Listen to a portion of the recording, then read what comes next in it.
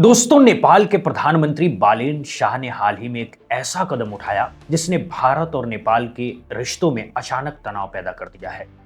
पहले नेपाल ने बॉर्डर पर 100 से ज्यादा के सामान पर भारी टैक्स लगाकर आम लोगों के लिए मुश्किलें बढ़ा दी और अब मामला सीधे भारत की संप्रभुता तक पहुंच गया। भारत, नेपाल और चीन के बीच जो हलचल शुरू हुई है वो सिर्फ एक साधारण डिप्लोमेटिक चिट्ठी नहीं है, बल्कि इसके पीछे कहीं ना कहीं बड़ी रणनीतिक नजर आ रही है। अब सवाल यह है कि क्या नेपाल जानबूझकर भारत से टकराव बढ़ा रहा है या फिर उसे किसी बड़ी ताकत का समर्थन मिल रहा है। नेपाल सरकार ने भारत और चीन दोनों को एक आधिकारिक विरोध पत्र भेजा है, जिसे डिप्लोमेटिक प्रोटेस्ट नोट कहा जा रहा है।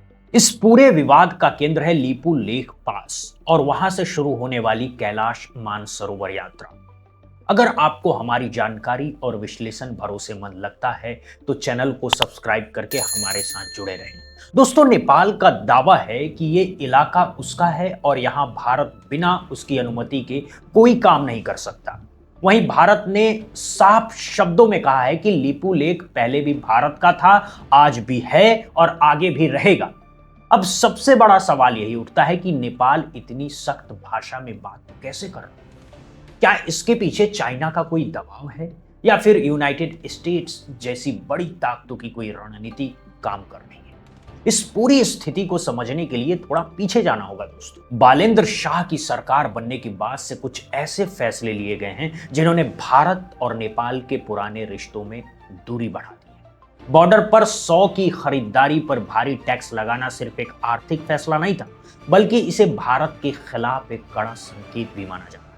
अब मामला सीधे लीपू लेक तक पहुंच चुका है। लीपू लेक वही रास्ता है जहां से भारत ने कैलाश मानसरोवर यात्रा के लिए एक नई सड़क बनाई है ताकि यात्रियों को आसान और सुरक्षित रास्ता मिल सके। लेकिन नेपाल को यही बात पसंद नहीं आई। नेपाल के विदेश मंत्रालय के प्रवक्ता लोक बहादुर ने साफ कहा है कि लीपू लेक के रास्ते कोई भी गतिविधि नेपाल की अनुमति के बिना नहीं हो सकती।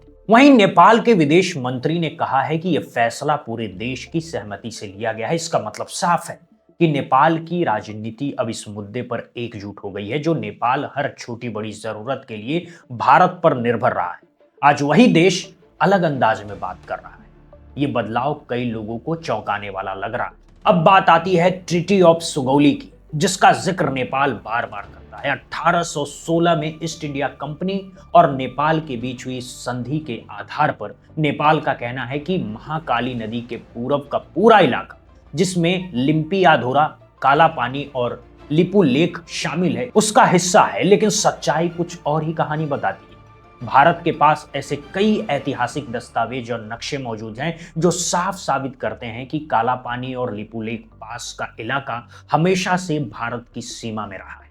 साल 1954 से भारतीय तीर्थयात्री इसी रास्ते से कैलाश मानसरोवर यात्रा करते आ रहे हैं और तब नेपाल ने कभी कोई आपत्ति नहीं जताई थी। तो अब अचानक क्या बदल गया? दोस्तों, दरअसल इस समय नेपाल एक तरह से खुद को बार्गेनिंग टूल की तरह इस्तेमाल कर रहा है। वो भारत पर दबाव बनाकर चीन से फायदा लेना चाहता है और चीन को दिखाकर भारत से रियायतें हासिल करना चाहता है। लेकिन इस बार भारत का रुख पहले जैसा नहीं है। मिनिस्ट्री ऑफ एक्सटर्नल अफेयर ने साफ शब्दों में कह दिया है कि नेपाल के दावे इतिहास और तथ्यों के सामने बिल्कुल टिकते नहीं है। भारत ने स्पष्ट कर दिया है कि लीपू लेक दर्रे पर नेपाल का कोई अधिकार नहीं बनता है और ये दावे पूरी तरह बेबुनियाद है। साथ ही भारत ने यह भी कहा है कि दशकों से चली आ रही व्यवस्था को अचानक विवाद बनाना नेपाल की एक बहुत बड़ी कूटनीतिक गलती हो सकती है। लेकिन कहानी यहीं खत्म नहीं होती। इसमें एक और बड़ा ट्विस्ट है। नेपाल ने यह विरोध पत्र सिर्फ भारत को ही नहीं बल्कि चाइना को भी भेजा है। इसके पीछे उसकी रणनीति साफ है। नेपाल चीन को यह दिखाना चाहता है कि वो पूरी तरह स्वतंत्र देश है और जरूरत पड़ने पर चीन के प्रोजेक्ट्स पर भी सवाल उठा सकता है। लेकिन असली सवाल यह है कि क्या चीन सच में नेपाल का साथ देगा? दोस्तों, इतिहास उठाकर देखिए तो चीन ने कभी किसी देश का भला नहीं किया। उसकी रणनीति अक्सर कर्ज देकर देशों को अपने जाल में फंसाने की रही है। श्रीलंका और पाकिस्तान इसके बड़े उदाहरण हैं। अब सवाल यह उठता है कि क्या बालेंद्र शाह नेपाल को उसी रास्ते पर ले जा रहे हैं? आज का समय बेहद संवेदनशील है। एक तरफ भारत अपनी सीमाओं को मजबूत करने के लिए लगातार इंफ्रास्ट्रक्चर तैयार कर रहा है, वहीं दूसरी तरफ छोटे पड़ोसी देश अपनी घरेलू राजनीति के लिए एंटी इंडिया माहौल बना रहे हैं। नेपाल के प्रधानमंत्री बालेंद्र शाह ये जानते हैं कि भारत के खिलाफ सख्त बयान देने से देश के अंदर एक वर्ग उन्हें मजबूत नेता के रूप में देखेगा, लेकिन शायद वो ये भूल रहे हैं कि नेपाल की अर्थव्यवस्था का बड़ा हिस्सा आज भी भारत पर निर्भर है। ईंधन से लेकर के दवाइयों तक और रोजमर्रा की जरूरतों तक नेपाल का बहुत कुछ भारत से आता है। ऐसे में भारत से टकराव बढ़ाना अपने ही नुकसान को बुलावा देने जैसा है दोस्तों। दूसरी तरफ चीन नेपाल में तेजी से अपनी पकड़ मजबूत कर रहा है। बीजिंग ने कई बड़े प्रोजेक्ट में निवेश किया और इसके जरिए वो नेपाल की राजनीति और फैसलों पर असर डालना चाहता है। लिपुलेख विवाद को उछालकर चीन एक साथ दो फायदे लेना चाहता है। पहला, भारत के सामरिक प्रोजेक्ट्स को धीमा करना और दूसरा, नेपाल को भारत से दूर करना। अगर भारत और नेपाल के रिश्ते कमजोर होते हैं तो इसका सबसे बड़ा फायदा चीन को मिलेगा, क्योंकि उसे हिमालय के पार एक मजबूत रणनीतिक जगह मिल जाए। लेकिन क्या यह भारत होने देगा? बिल्कुल नहीं। अब भारत सिर्फ बातचीत तक सीमित नहीं है। सूत्रों के अनुसार भारत ने नेपाल को साफ संकेत दे दिया कि अगर सीमा पर अनावश्यक सख्ती और भारत विरोधी गतिविधियां जारी रही तो भारत भी सख्त कदम उठाने से पीछे नहीं हटेगा।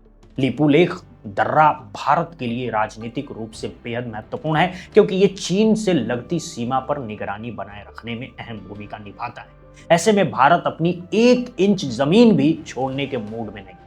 अगर नेपाल की सरकार ये सोच रही कि वो दबाव बनाकर भारत को झुका सकती है तो ये उसकी सबसे बड़ी गलतफहमी साबित हो सकती है। नेपाल के अंदर भी अब विरोध की आवाजें उठने लगी है। वहां के व्यापारी और आम लोग जो भारत के साथ व्यापार करते हैं, बालेंद्र शाह के इन फैसलों से परेशान नजर आ रहे हैं। 100 वाली कस्टम ड्यूटी ने बॉर्डर के आसपास रहने वाले लोगों की जिंदगी मुश्किल कर दी है। लोगों का कहना है कि सरकार दोनों देशों के बीच पुराने रिश्तों में करवाहट घोल रही है। भारत और नेपाल के बीच सिर्फ जमीन का नहीं बल्कि संस्कृति और धर्म का भी गहरा जुड़ाव रहा है। लेकिन जब राजनीति हावी हो जाती है तो ऐसे में रिश्ते कमजोर पड़ने लगते हैं। नेपाल सरकार को समझना होगा कि चाइना उसका सच्चा साथी नहीं बन सकता है और भारत से दूरी उसे नुकसान ही पहुंचाएगी। इस पूरे मामले में यूनाइटेड स्टेट्स का एंगल भी काफी दिलचस्प है। अमेरिका इस क्षेत्र में भारत को एक अहम पार्टनर मानता है, लेकिन वो नेपाल में भी अपनी पकड़ बनाना चाहता है ताकि चीन को संतुलित किया जा सके। कई एक्सपर्ट्स का मानना है कि इस समय नेपाल एक तरह से रणनीतिक मैदान बन चुका है, जहां भारत, चीन और अमेरिका अपनी अपनी चाल चल रहे हैं। इसी खींचातान में नेपाल खुद को बड़ा खिलाड़ी समझने की गलती कर रहा है। उसे लग रहा है कि वो इन तीनों ताकतों को संतुलित कर सकता है, लेकिन हकीकत में वो खुद दबाव में आ सकता है। लिपुलेख पास विवाद ने एक बार फिर दिखा दिया कि हमारे पड़ोस में हालात पूरी तरह सामान्य नहीं है। भारत हमेशा नेबरहुड फर्स्ट नीति पर चलता आया है, लेकिन इसका मतलब ये नहीं है कि कोई भी देश आकर उसकी संप्रभुता को चुनौती दे। मिनिस्ट्री ऑफ एक्सटर्नल अफेयर्स ने बहुत संतुलित लेकिन सख्त शब्दों में नेपाल को अपनी स्थिति स्पष्ट कर दी। ऐतिहासिक तथ्यों को तोड़ मड़ोड़ कर पेश करना और नक्शों को लेकर के विवाद खड़ा करना नेपाल की पुरानी रणनीति रही है, लेकिन अब हालात बदल चुके हैं। आज का भारत शांत जरूर है लेकिन कमजोर नहीं है। भारत बातचीत के लिए हमेशा तैयार है, लेकिन अपनी जमीन की कीमत पर कोई समझौता नहीं करेगा। इस पूरे विवाद में एक और चौंकाने वाली बात यह है कि नेपाल ने चीन को भी प्रोटेस्ट नोट भेजा है। इसे खुद को संतुलित दिखाने की कोशिश के रूप में देखा जा रहा है, लेकिन असल में यह भारत पर दबाव बनाने का तरीका भी हो सकता है। नेपाल चाहता है कि दुनिया को लगे कि वो सिर्फ भारत के खिलाफ नहीं बल्कि अपनी जमीन को लेकर के गंभीर है। लेकिन सवाल यह है कि क्या वास्तव में नेपाल चीन के सामने इतनी सख्ती दिखा सकता है? कई लोग इसे सिर्फ एक कूटनीतिक दिखावा मानते हैं। नेपाल के प्रधानमंत्री बालेंद्र शाह की नीतियां अब सीधे तौर पर भारत के हितों से टकराती नजर आ रही। कैलाश मानसरोवर यात्रा जो लिपुलेख से होकर के गुजरती है, सिर्फ धार्मिक आस्था ही नहीं बल्कि रणनीतिक दृष्टिकोण से भी महत्वपूर्ण है। इससे भारत की पहुंच तिब्बत के करीब तक बनी रहती है। चीन को हमेशा इस बात की चिंता रही है कि अगर भारत की पकड़ हिमालयी क्षेत्रों में मजबूत होती है तो उसकी स्थिति कमजोर पड़ सकती है। यही कारण है कि नेपाल के जरिए इस रास्ते को लेकर के दबाव बनाया जा रहा है। आने वाले कुछ महीने भारत नेपाल संबंधों के लिए बेहद अहम होने वाले हैं। अगर नेपाल ने अपने कदम नहीं बदले तो भारत को आर्थिक और कूटनीतिक स्तर पर कड़े फैसले लेने पड़ेंगे। भारत अपने तीर्थयात्रियों की सुरक्षा और अपनी सीमाओं की रक्षा को लेकर किसी भी तरह का समझौता नहीं करेगा। नेपाल को यह समझना होगा कि मजबूत रिश्ते सम्मान और संतुलन पर टिके होते हैं, न कि बेवजह के विवाद खड़े करने पर। नेपाल को भारत ने हमेशा हर मुश्किल में संभाला है, चाहे भूकंप हो, चाहे आर्थिक संकट हो। लेकिन अगर नेपाल अब वही सब भूलकर दुश्मनों के साथ खड़ा होने की कोशिश करेगा तो इसका नुकसान उसी को झेलना पड़ेगा। लिपू लेक का मामला अब सिर्फ सीमा तक सीमित नहीं रहा, यह अंतर्राष्ट्रीय मुद्दा बन सकता है।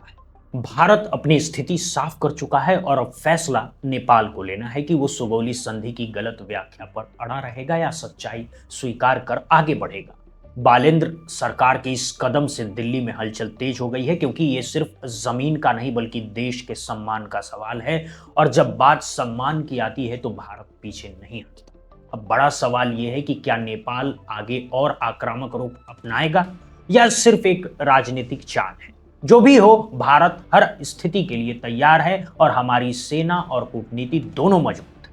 नेपाल को समझना होगा कि आग से खेलना भारी पड़ सकता है और भारत की खामोशी को कमजोरी समझना उसकी सबसे बड़ी गलती है। इस पूरे मामले के बाद भारत में गुस्सा साफ देखा जा सकता है और जो लोग नेपाल को अपना करीबी मानते थे वे भी अब हैरान हैं। क्या नेपाल सच में चीन और पाकिस्तान के रास्ते पर चल पड़ा है? ये आने वाला वक्त बताएगा, लेकिन इतना तय है कि भारत अपनी 1 इंच जमीन भी नहीं छोड़े।